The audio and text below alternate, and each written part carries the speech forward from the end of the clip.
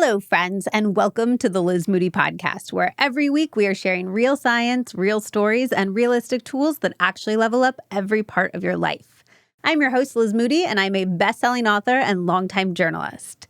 Today, I'm going to be spilling all of my healthy cooking secrets. Some of you might have been here since my recipe development days. I worked as a food editor for years in a job where I got sent every cookbook being published ever, and I got to read them all, and it was so wonderful. I just got so much exposure to different recipes and different tips, and I also got to interview all of the top chefs and find out their secrets for amazing flavors and textures, and all the top doctors and find out their secrets to making food that makes us feel really good. And that access to doctors has obviously continued as I've gotten to host this podcast and learn from the best doctors and registered dietitians on the planet, what they recommend to their clients, what they eat, and what the latest research shows. When I cook and when I develop recipes, I'm looking for a ton of flavors, I'm looking for really interesting textures, and I'm looking for food that makes me feel really good, both in the moment and long term. And it is actually shocking how hard it is to find recipes that meet those criteria. So today, I'm going to spill all of my personal secrets that I use to make everything I eat more delicious and also better for me. These aren't going to be recipes per se, but tricks that you can use no matter what recipe you're using or if you are cooking without a recipe. By the way, if you would like a specific meal plan, we have a 1-week meal plan to help you get 30 plants into your diet every single week. This was the number found in the world's largest gut health study to be the best for our health. That is all ready for you to download over on our newsletter, The Takeaway. If you go to lizmoody.substack.com, you can find that, and you can find our entire free 21 days to change your life science-backed plan for nutrition, movement, and mental health. It is so good. We worked incredibly hard to make it absolutely as helpful as possible and to make it easy for you to feel as good as possible. And again, that is over on lizmoody.substack.com. All right, let's get into our tips and tricks.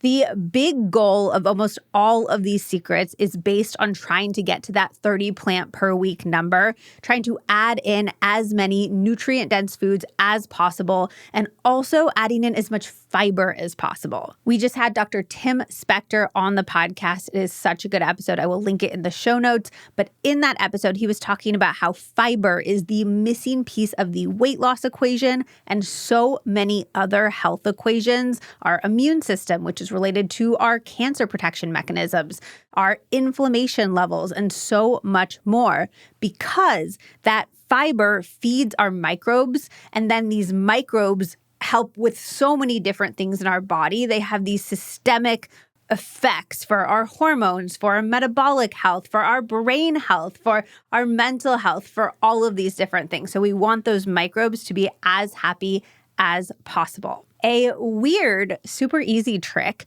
to do this, to add more fiber to your diet, is to utilize basil seeds.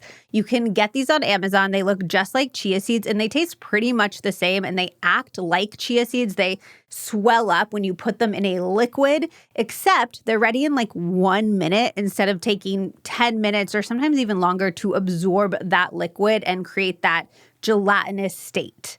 But they have 2 times the fiber of chia seeds, which are already really high in fiber. 1 serving of basil seeds has 15 grams of fiber, which is absolutely wild. For Zach's daily go-to breakfast, he will mix basil seeds into some Greek yogurt. Then he'll add some chopped fruit. He likes interesting tropical fruits, like he's really into pineapple guava, I think it's called right now.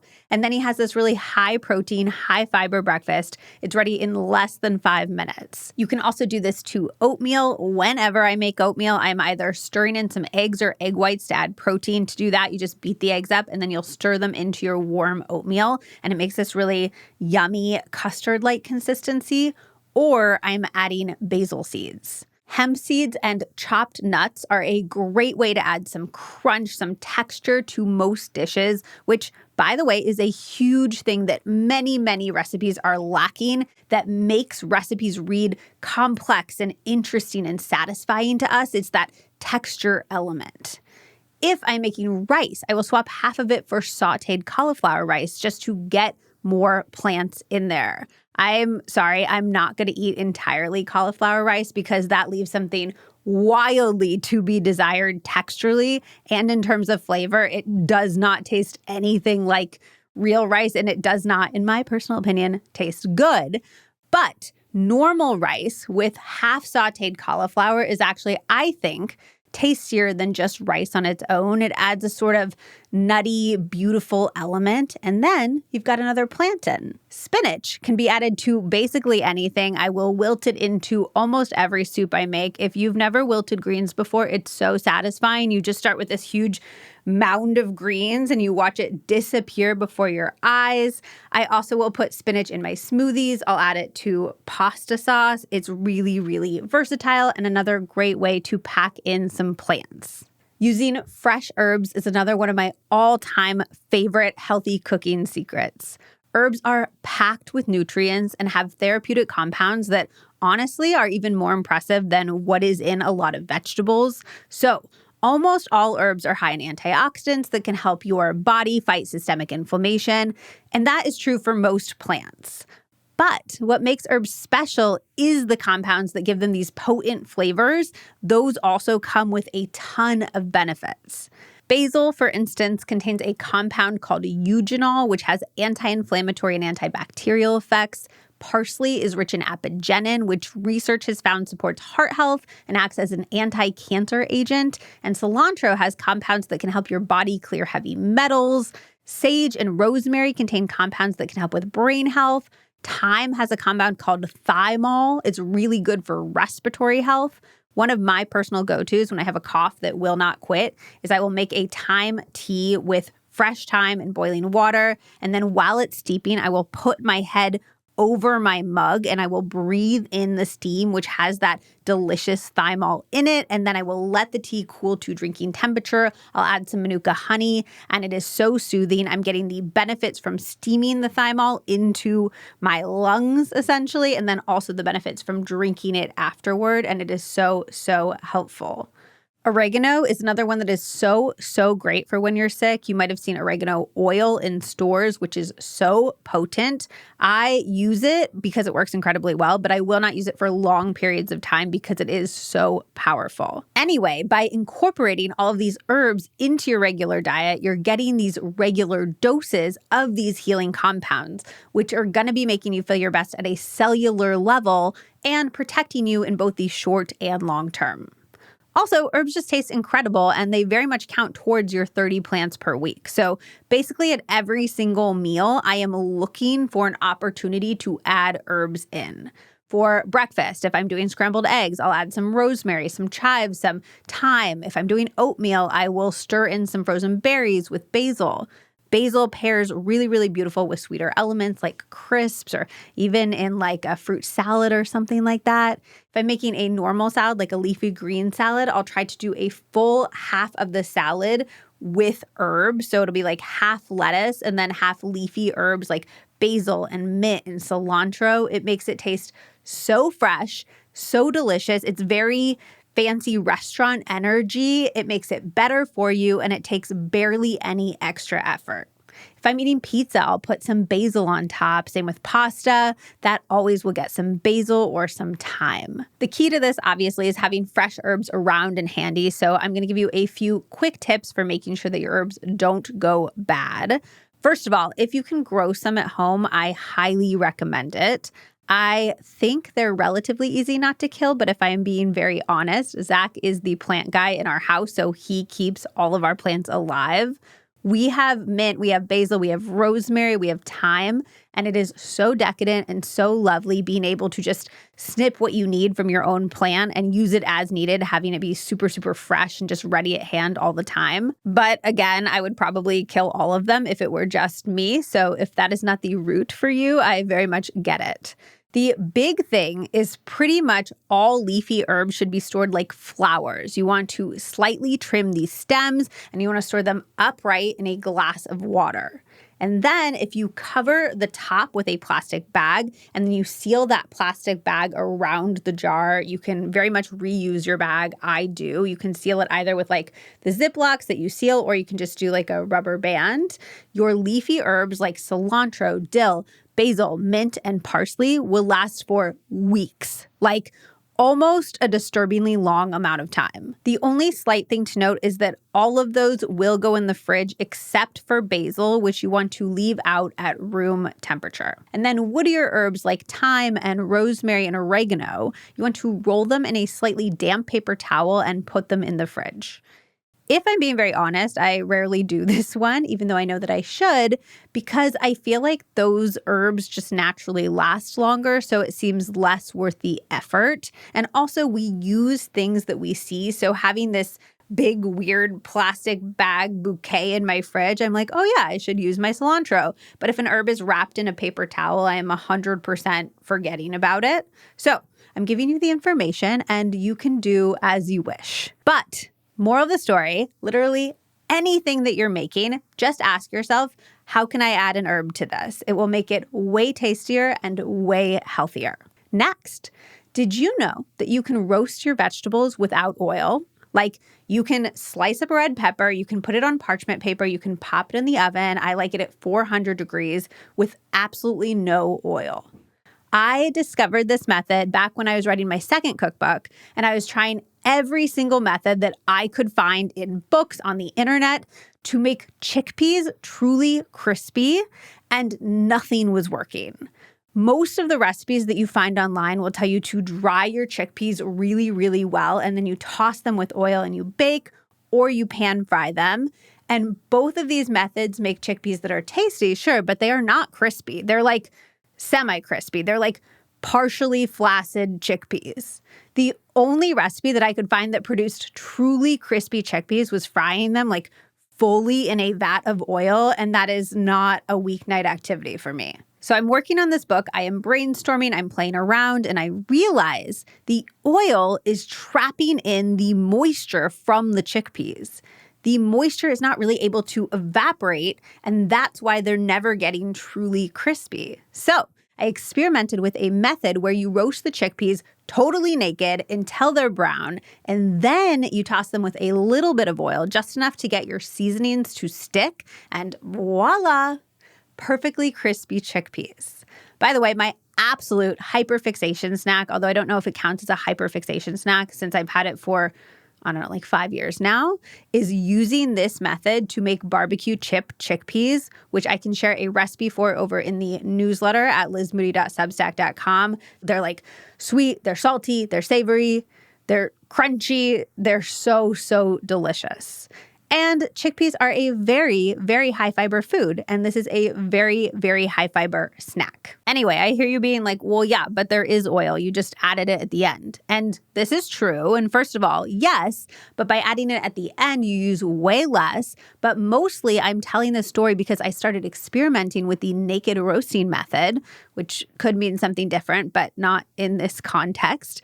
And I started having all kinds of amazing results. Like the next method that I developed based on this chickpeas trick that I discovered was to roast frozen vegetables. Because again, I was like, that oil is trapping the moisture. And I wonder if you can crisp up frozen veggies if you eliminate that moisture barrier. A lot of people don't know this, but frozen veggies are as nutritious or even more so than fresh vegetables since they are picked at peak freshness, and then freezing them preserves them.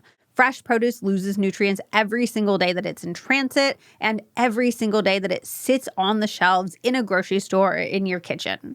It is a great, great reason to shop your local farmer's market if you can, because that food will literally have more nutrients since it's typically been picked far more recently and it has spent far less time in transit.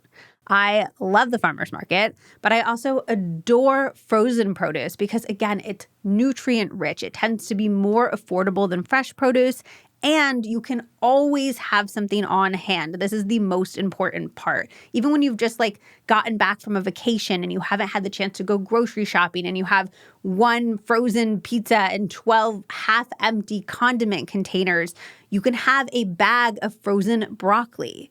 Being able to make frozen veggies taste good is one of the best ways to ensure that you can always add a vegetable to any meal that you make. So frozen veggies, same method. You dump them on parchment paper, you spread them out in a single layer, and then you're going to roast them at 400 degrees Fahrenheit until they start to brown. My go-tos for this are frozen broccoli and cauliflower, but I have done it with green beans. I have done it with Brussels sprouts. I've done it with the pre-cubed sweet potatoes that you can buy at the store. But for me, the broccoli and the cauliflower hit the most, I think. When they turn brown, you can toss them with salt. You can just munch them as is. You can toss them with some seasonings if you want. Some garlic and onion powder with salt are my personal main go-tos. You can add a drizzle of oil here too if you want. It's not necessary. And then you can pop them back in the oven for 3 to 4 minutes. I just find this helps the flavors marinate, especially if you're adding oil, and then you eat them. And they are so delicious and they are so, so easy. And again, that is the goal here. You are never going to stick to eating healthy if it's a whole to-do. And life is just way too short to eat bland food that you're just masticating your way through while a single tear slips down your face. We are not doing that. That is making our life worse, not better, which goes against my entire definition of wellness. Fresh vegetables can be roasted with no oil too. Look, I brought us back, all the way back around to the red pepper that we sliced up and we roasted with no oil at the beginning of my whole journey that I took you through. For veggies that are a little bit tougher, ones like sweet potatoes, normal potatoes, what are they called? Like yellow, white, the non-sweet potatoes, carrots, I find it best to steam them for about 5 minutes before popping them on the parchment-lined pan, and then you do everything else the same. But for pretty much every other vegetable that I've tried, red peppers, broccoli, cauliflower, you just pop them in the oven on the parchment-lined pan about 400 degrees with no oil, and then you roast them until they get nice and brown. I also want to be really clear, I'm not anti-oil at all, but let's use it where we can really taste it. Don't waste it, you know? Also, just because I know you're going to ask, olive oil is pretty much the only thing that we cook with in my home. It has health benefits. It's tasty. I personally get the Costa Rica bulk one. It's like a 3-liter big container. It's made from a specific type of olive that has way more polyphenols than other olive types. I may still have a code for them if you want to try it out. It is Liz Moody. I don't know if it still works. Okay, rolling right along to my next healthy cooking secret. I leave my garlic and my cruciferous vegetables to sit out pretty much every single time that I cook. You want to let your garlic sit for 10 minutes after you chop it to activate a compound called allicin, which is strongly antibacterial, antiviral, and antifungal. And it does all of that while leaving the good microbes in your gut intact. And then I add it at the very end of dishes because the more that you cook it, the more allicin that you lose. But raw garlic can be quite intense. So just cooking it for a minute or two dulls that intensity while keeping the vast majority of the allicin intact.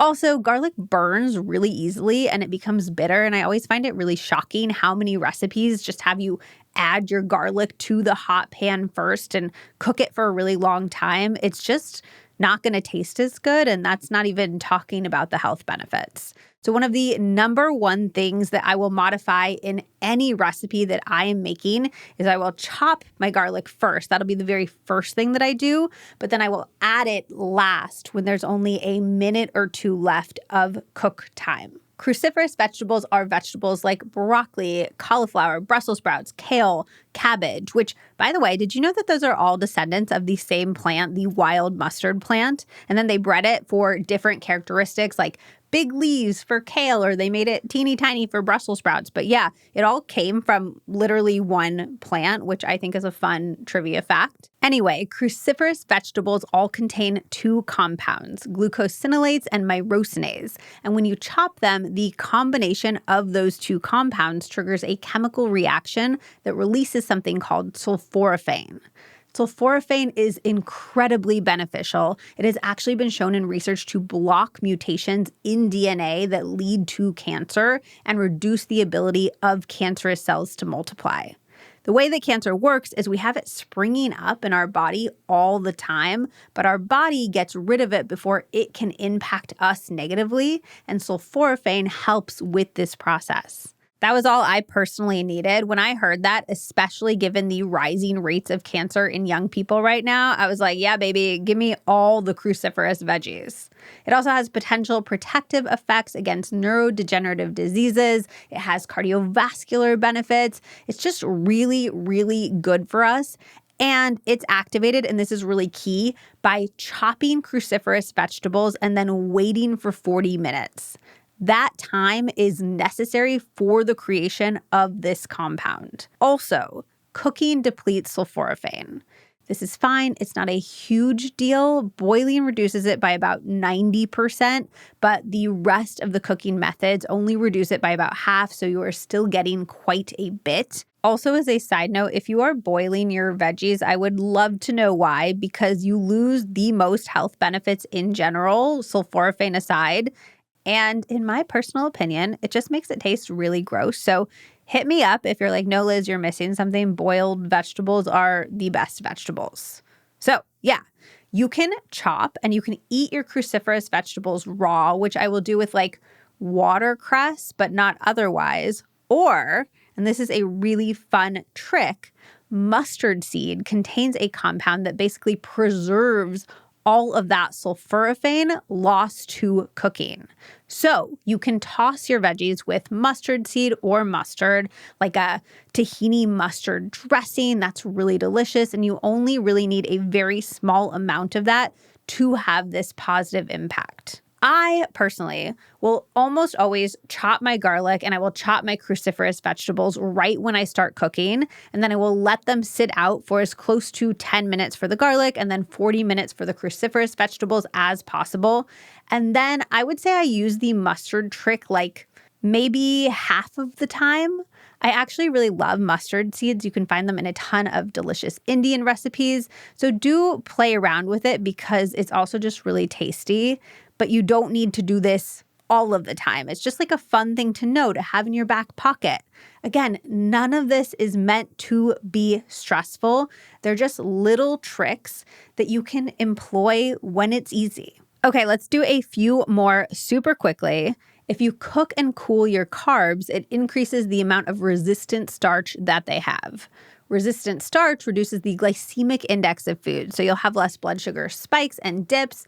And it also feeds your gut bacteria. So they create short-chain fatty acids, which come up in podcast episode after podcast episode as hugely important for having a healthy gut lining, for having less inflammation levels, for having reduced digestive cancer risks, and so much more. This doesn't work for all carbs. You need a specific type of starch in the carb to have it work, but it works for a lot of them. I view this mostly as a really good reason to both meal prep and also to eat leftovers. I will typically roast a few sweet potatoes at the beginning of the week. These contain a type of starch this works especially well with. And then I'll mash them up with some cinnamon, some sea salt, a little bit of grass-fed butter. I will store that in the fridge, and then I'll eat that as a really resistant starch heavy snack throughout the week. Foods with resistant starch are also more filling, so eating the cooled sweet potato is more filling than eating it straight out of the oven. This trick works great for pasta, so enjoy your leftover pasta. Also, the resistant starch stays when you reheat the food, so feel free to do that. Next, I love a fun little drink with my meals, and a great two birds, one stone drink to make is a vinegar mocktail. There's something called drinking vinegar, which is essentially when they ferment fruits in with the apple to make like apple cider vinegar or whatever they're fermenting to make the vinegar. And you get this incredibly tasty type of vinegar that makes such a good drink.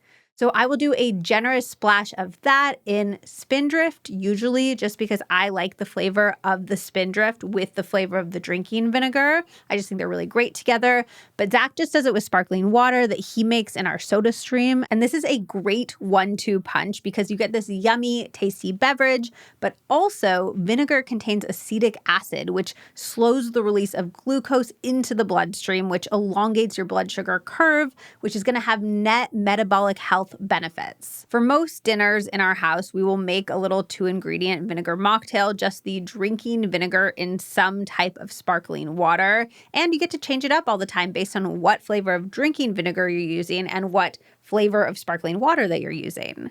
My favorite drinking vinegar, hands down, is a company called Side Yard Shrubs. I've talked about them a lot on this podcast. I love them. They've never sponsored me. They're a teeny tiny company. I think it might just be one woman.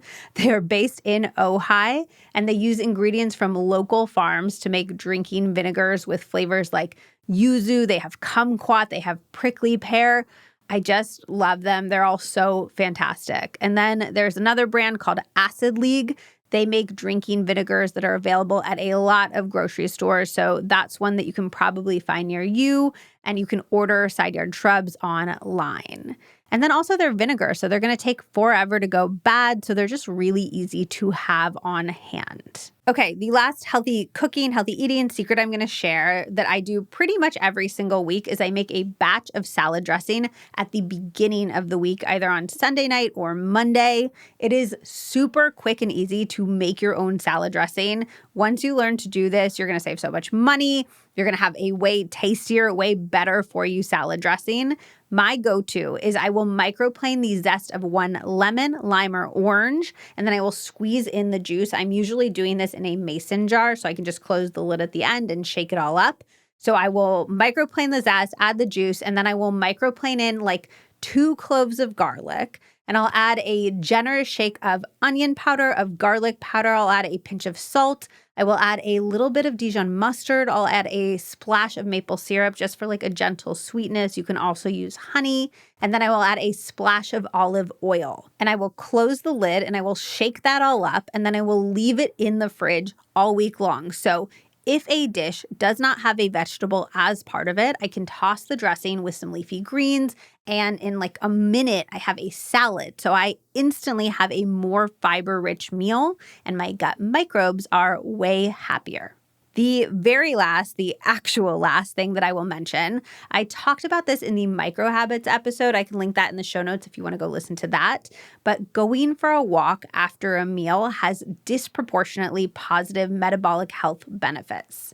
By activating your muscles, you are soaking up glucose, and any activation works. You can do some squats, you can do a walk, you can do a dance party. So after all of my meals, if possible, I try to do a little activity, ideally a walk outside because that just feels good and it has extra benefits, but any activity is really worth doing.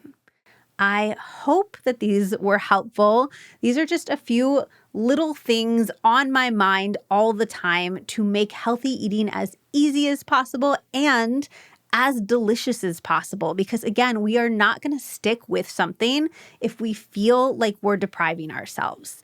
And there is no need to. There's all these really delicious ways to eat things that make us feel really good. If you want a full 1-week meal plan that employs a lot of these tricks and helps you get to that 30-plant goal, head over to lizmoody.substack.com. You will also get a full 21-day plan for movement, for mental health, for food, completely free. There's also lots of other helpful tips and tricks. And I would love to hear your best healthy eating secrets. How do you make your food extra nutritious and delicious? I would love to know. If you need even more motivation, come hang out on Instagram. I am at Liz Moody. It is a great way to get little reminders of what we're learning on the pod and tons of inspiring and always very real content from me.